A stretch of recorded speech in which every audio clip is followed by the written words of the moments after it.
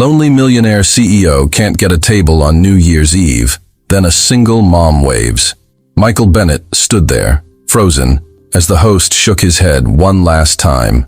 No tables left. Not even a corner. Not even for one person. The restaurant buzzed behind him, loud and alive, counting down to midnight. Everyone had somewhere to be. Someone to be with. Michael realized he was about to spend New Year's Eve completely alone again.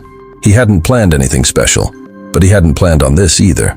All he wanted was a chair, a plate of food, and the sound of other people breathing nearby. Instead, he felt the door closing on him, slowly and politely.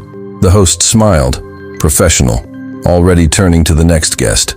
Michael nodded, pretending it didn't hurt as much as it did. If you believe in compassion and the quiet strength of ordinary people, take a moment to like and subscribe. Stories like this remind us how one small act can change everything. As he turned toward the exit, the glass doors reflected his own face back at him. 42 years old, well-dressed, successful by every visible measure. And yet, in that moment, he looked like someone who didn't belong anywhere.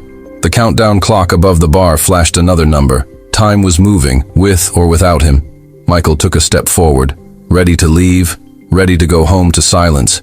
That's when he felt it. Not a sound, not a voice, a presence. Someone was looking directly at him. Across the room, through the noise and the lights, a woman lifted her hand. Not dramatic, not rushed, just a small, clear wave meant only for him. Michael stopped walking. For a second, he wondered if he was imagining it. He glanced behind him, expecting to see someone else standing there. There was no one. Every other guest was already seated, already claimed by a table. Slowly, unsure, Michael pointed to his own chest. The woman nodded back, calm and certain. That simple gesture landed harder than any boardroom deal ever had. A stranger was inviting him into her space, not because she needed something, not because she knew who he was, just because she didn't want him to walk out alone. Michael took one step toward her table, heart beating faster than it should. He had no idea who she was, no idea why she was doing this, but in that moment, he felt something shift inside him, and he didn't yet know how much that single wave was about to change his life. Michael hadn't always been someone who felt invisible, but over the years, invisibility became familiar. He built his life around meetings, deadlines, and quiet hotel rooms that all looked the same. Being alone stopped feeling temporary and started feeling permanent. New Year's Eve only made that truth louder, like the world was reminding him of everything he kept postponing. Standing near the restaurant entrance, he felt that familiar pressure in his chest, the kind that came when success stopped making sense.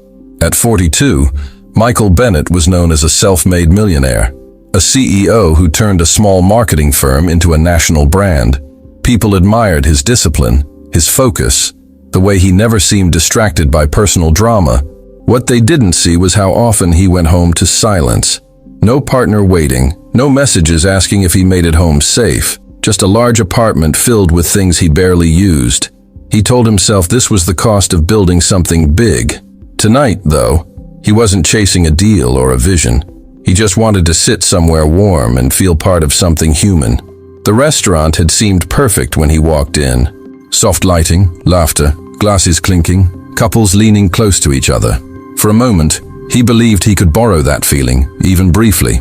Now, as he stood turned away, that hope felt careless, like he'd asked for too much without realizing it. Michael thought about calling one of his old friends from college, but the idea faded quickly. They had families now, traditions, plans made weeks in advance. He didn't want to interrupt anyone's night just to remind them he existed. That realization stung more than he expected. He wasn't angry at anyone. He was disappointed in himself for letting things get this far, for believing time would always be available later. The countdown clock near the bar flashed again, drawing cheers from somewhere behind him. People were already celebrating, already choosing who they wanted to be next year. Michael felt stuck between moments, like his life was paused while everyone else moved forward. He wondered when he stopped making room for things that weren't work, when connection became optional instead of necessary. The answer felt uncomfortably close. As he stood there, he noticed how carefully he'd built his independence. No one relied on him emotionally, and he didn't rely on anyone either. It was efficient, predictable, and lonely in a way that crept up slowly. He told himself he preferred it this way, that fewer attachments meant fewer risks. But nights like this made that logic hard to defend, especially when the room behind him felt so full of life. Michael adjusted his jacket, preparing himself to walk back into the cold. He pictured his apartment, the quiet, the muted city lights outside his window. It was safe there, controlled, familiar, but the thought didn't comfort him the way it used to. For the first time in a long while, he hesitated. Something inside him resisted leaving just yet. He took a slow breath, unaware that the choice he was about to make had nothing to do with tables or reservations. It had everything to do with whether he was willing to let someone see him in this moment, vulnerable, unguarded, and quietly hoping not to be alone. And across the room, a woman was still watching him, waiting to see if he would turn back. The woman who waved at Michael didn't rush him, didn't call out, and didn't try to explain herself from across the room. She simply waited, her hand resting back on the table as if the invitation itself had already been made. Michael stood there for a second longer than necessary, feeling oddly exposed, like someone had just seen through a layer he usually kept hidden. He wasn't used to being noticed for no reason, especially not like this. His instinct was to decline politely and leave. As he walked closer, he noticed she wasn't alone. Sitting beside her were two children, both turned in their seats, watching him with open curiosity. The girl looked about 9, calm and observant, her posture careful in a way that suggested she understood more than she said. The boy, maybe 6, leaned forward with no hesitation, his expression bright and unguarded. They didn't look bored or distracted. They looked interested, as if this moment mattered to them too. The woman smiled when Michael reached the table, but it wasn't the kind of smile meant to impress. It was steady, grounded, and warm, in a way that felt rare. She introduced herself as Hannah Collins and gestured toward the empty chair. Her voice was gentle but confident, the voice of someone who made decisions every day and stood by them. She didn't ask where he was going or why he was leaving. She simply offered him space. That simplicity caught Michael off guard. Michael hesitated, glancing at the chair like it might disappear if he didn't decide quickly. He explained, almost apologetically, that he hadn't made a reservation and didn't want to intrude. Hannah waved the concern away without dismissing him. She said the night was already loud and crowded, and one more person wouldn't change that. What would change it, she added, was someone spending it alone when they didn't have to. Her words weren't dramatic. They were practical, like this was the most reasonable thing in the world. Before Michael could respond, the girl spoke up, her voice clear and sure. She said that everyone deserved company on New Year's Eve, even strangers. The boy nodded quickly, then added that if Michael didn't like sitting with them, he could leave whenever he wanted. No one would be mad.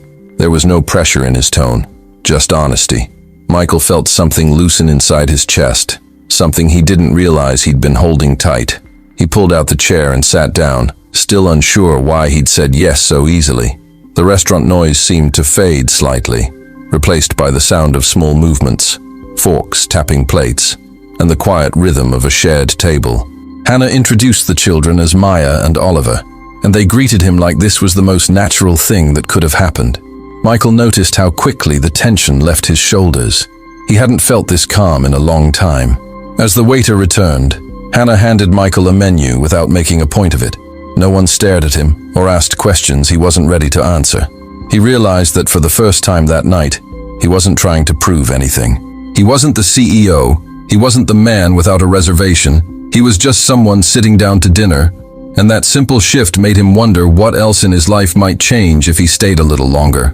Michael didn't know it yet, but this was the moment everything quietly turned, not because of romance or coincidence, but because someone had chosen kindness without needing a reason. As he looked at the small family across from him, he felt a strange mix of gratitude and uncertainty. He sensed that accepting this invitation came with something deeper attached, and he had no idea how far that choice was about to take him. The first few minutes at the table were quieter than Michael expected.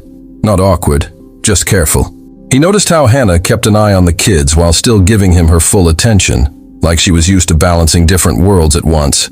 Michael answered questions simply, saying he worked in business and traveled often, leaving out titles and numbers that usually defined him. No one pushed for details. That absence of curiosity felt oddly comforting, as if he'd been allowed to rest from himself. As the conversation unfolded, Michael became more aware of his own discomfort, not with them, but with his role at the table. He didn't know where to put his hands, when to speak, or how much space he was allowed to take. Every instinct he had was trained for control, not connection. Sitting there, he felt exposed in a way no boardroom had ever made him feel. He realized how little practice he had being present without an agenda. Hannah mentioned casually that she was a real estate agent, explaining her schedule in practical terms rather than ambition. She talked about open houses, late calls, and trying to make sure her kids felt secure even when work followed her home. There was no complaint in her voice, only honesty. Michael listened closely, struck by how grounded she seemed. She wasn't asking life to be easier. She was asking it to be real. The children talked freely, interrupting each other and correcting small details in their mother's stories. Maya spoke with careful confidence, while Oliver filled gaps with enthusiasm that made Michael smile without realizing it. He found himself reacting before thinking, nodding, laughing softly, engaging in ways that felt unfamiliar but welcome. The table didn't feel like a performance. It felt lived in. That scared him more than silence ever had. Michael noticed the way other diners glanced at their table, some smiling, others barely registering what was happening. From the outside, this probably looked ordinary, a small family sharing a meal. But inside him, something fragile was forming. He felt the weight of how alone he'd been without ever naming it. Sitting there made that truth impossible to ignore. He wasn't just a man without a table. He was a man without roots. When the waiter returned, Michael instinctively reached for his wallet, then stopped himself. Hannah ordered confidently, already knowing what the kids wanted. There was a rhythm to their interaction that made Michael feel like a guest in someone else's world. A welcome guest, but still an outsider. That realization stirred a quiet fear in him. What if he stayed too long? What if he started wanting something he didn't know how to hold? As plates arrived, Michael found himself eating slower than usual, paying attention to the sounds and movements around him. The clink of silverware, the low hum of conversation, Oliver's excitement over dessert options. These were small things, but they carried weight. They made the night feel anchored. Michael felt his chest tighten, not from sadness, but from a sense of loss he hadn't allowed himself to feel before. He realized that this table represented everything he'd avoided building: routine, noise, shared moments that didn't revolve around achievement. The vulnerability crept in quietly, making his success feel distant and irrelevant. For the first time that evening, Michael wondered what would happen when the night ended, whether this feeling would disappear as easily as it arrived, and whether he was ready to face what that might mean. Michael kept eating, listening, staying, but beneath his calm exterior, a deeper fear was taking shape. He sensed that this kindness wasn't temporary in the way he wanted it to be. It was opening something he'd sealed off a long time ago, and once opened, he wasn't sure he could close it again without consequence. As the dinner continued, Michael began to notice details he would normally overlook, small gestures that revealed more than words ever could. Hannah cut Oliver's food without interrupting her sentence, her movements automatic and practiced. Maya listened carefully, stepping in only when she felt it mattered, already carrying a quiet sense of responsibility. This wasn't chaos or perfection, just life unfolding naturally at a table. Michael felt strangely calm watching it, like he had stumbled into a rhythm he didn't know he was missing. Conversation shifted from polite introductions to something more relaxed, and Michael found himself answering questions without filtering every response. He talked about travel, about hotels that all looked the same, about how work filled time but not space. He avoided talking about money, not because he was hiding, but because it suddenly felt irrelevant. Hannah didn't push or pry, and that absence of pressure made him speak more freely than he expected. It felt safe to be ordinary here. At one point, Hannah asked if he lived nearby, and Michael hesitated before answering honestly that he lived alone. The word landed heavier than he intended, and he noticed how Maya looked up at him with curiosity rather than pity. Oliver asked if that meant Michael could watch whatever he wanted on TV, and the table laughed.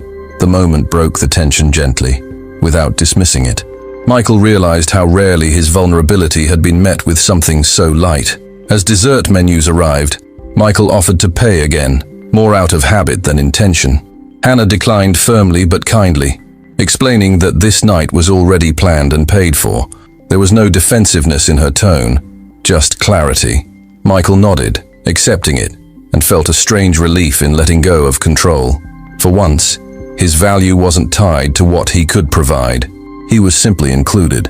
When the waiter cleared the plates, the energy in the restaurant shifted as midnight drew closer.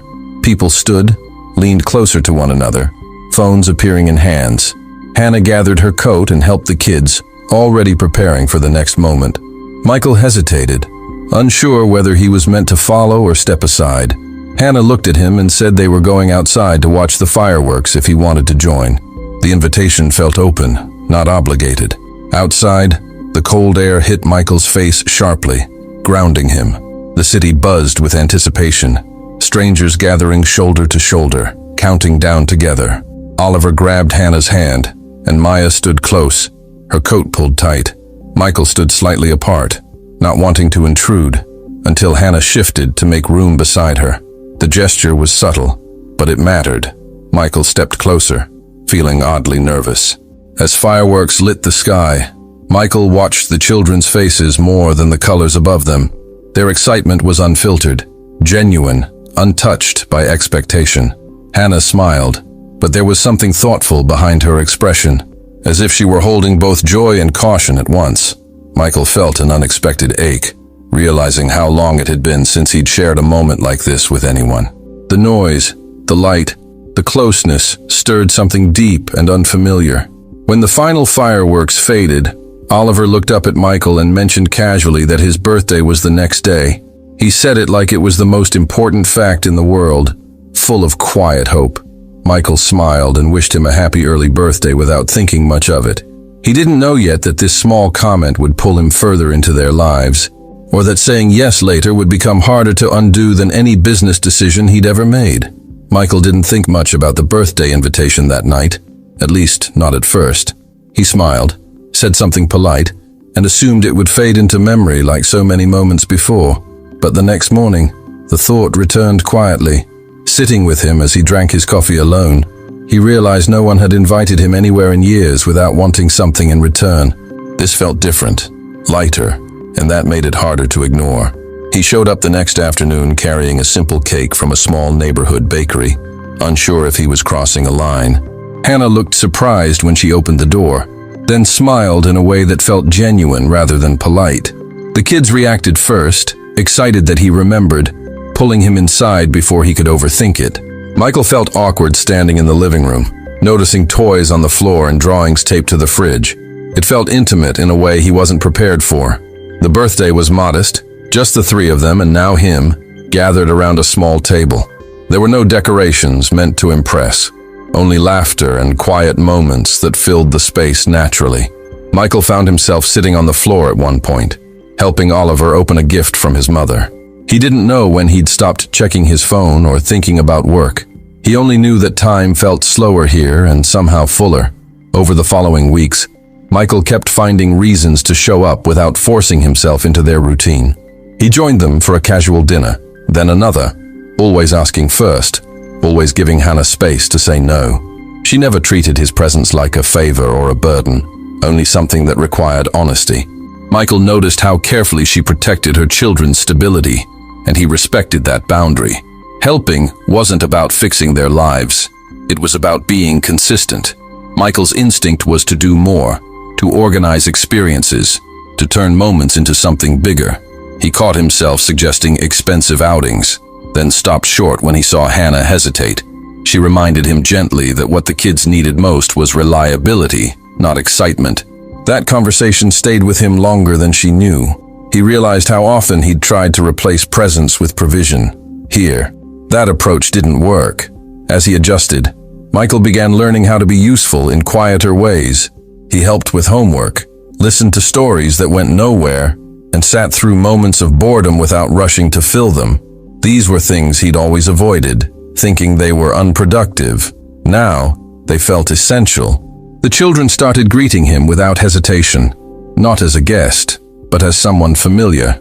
That shift scared him and comforted him at the same time. Hannah watched all of this carefully, aware of how quickly attachment could form. She appreciated Michael's effort, but she also noticed when he stepped too far forward emotionally. She reminded him, kindly but firmly, that her children had already experienced loss. They needed clarity more than closeness. Michael listened, even when it stung. For the first time, he chose restraint over control, understanding that kindness sometimes meant holding back. By the end of that month, Michael realized he wasn't fighting loneliness anymore. He was fighting his own habits, the part of him that believed connection had to be earned through effort instead of trust. This wasn't a battle against anyone else, but against the version of himself that had always stayed distant. And as he sat in his car one evening after leaving Hannah's place, he knew something was shifting. What he didn't know was how much it would cost him emotionally to keep choosing this path. Michael didn't realize he was crossing a line until the moment Hannah finally said something. It wasn't during an argument or a dramatic scene, but in a quiet afternoon conversation after the kids had gone to their rooms. She spoke calmly, explaining that while she appreciated his presence, things were starting to move faster than she was comfortable with. Michael listened, nodding, but felt a tightness form in his chest as the meaning settled. He had been acting as if he belonged without ever asking what that truly meant. She explained that Oliver and Maya had already learned how painful it could be when adults made promises they couldn't keep. Stability mattered more than intention now, and even kindness could become confusing if it wasn't grounded. Michael felt exposed, not because she was accusing him, but because she was right. He had been trying to build something familiar without understanding the responsibility attached to it. For the first time, his confidence didn't help him. All he could do was listen. Michael admitted that he didn't know how to exist in a space like this without trying to manage it. He said leadership had always meant direction and structure, but this was different. Hannah didn't interrupt him or reassure him.